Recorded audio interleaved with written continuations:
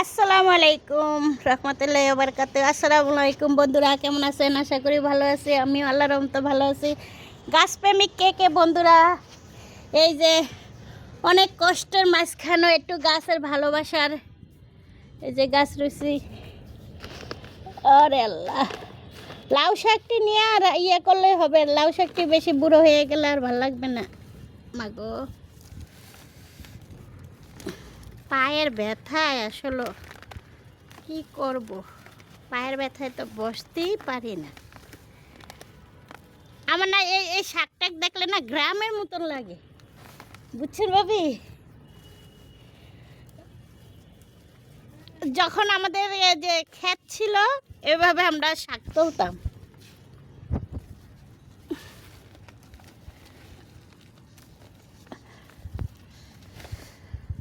যা কষ্ট মষ্ট একটা 4টা বিচির থেকে একটা লাউয়ের ইয়ে উঠছে, চারা উঠছে, এতেই খুশি।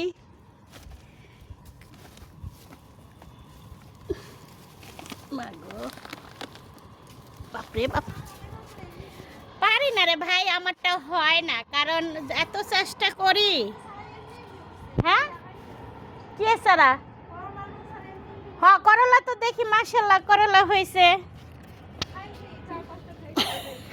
আপনার বাচ্চা কাচ্চা নাই, তাই আপনি কি করবেন? আপনার ওদের বেগুনের মা, করলার মা, সবার মা আপনি। এই যে আমার একটা লাউয়ের চারা উঠছে। আপনি যে গাছ প্রেমিক বেশি, এই জন্য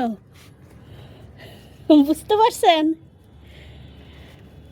আসলে গাছের কাছে আসলে দেখবেন মনটা এমনিতেই ভালো হয়ে যাচ্ছে। হ্যাঁ হ্যাঁ হ্যাঁ, আমার একটা বাজিঘর আসছিল, খুবই কষ্ট দিছে আমার, কানতে কানতে শেষ আমি ও বাজিঘরটা নিয়ে। মানে আসলে আমার মাথার উপরে এসে পড়তো।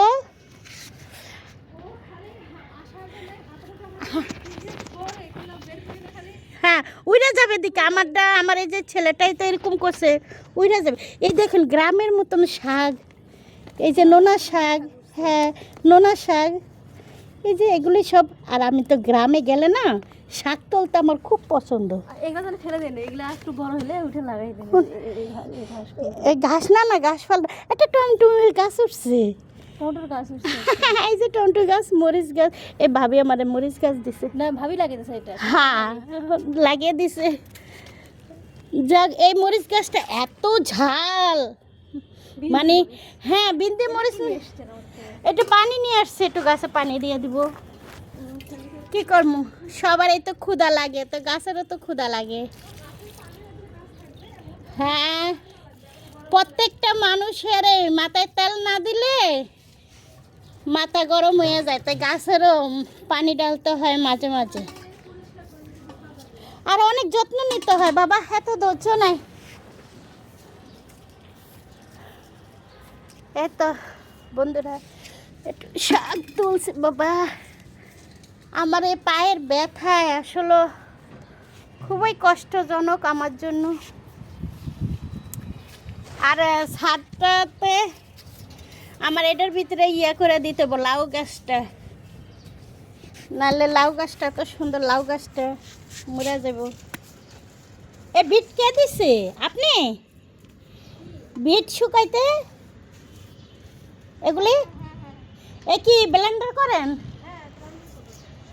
ও ভালোই, আপনাকে উত্তরবঙ্গের মানুষেরা খুব ভালো কাজ করে, স্বামীকে আয় করে দেয়।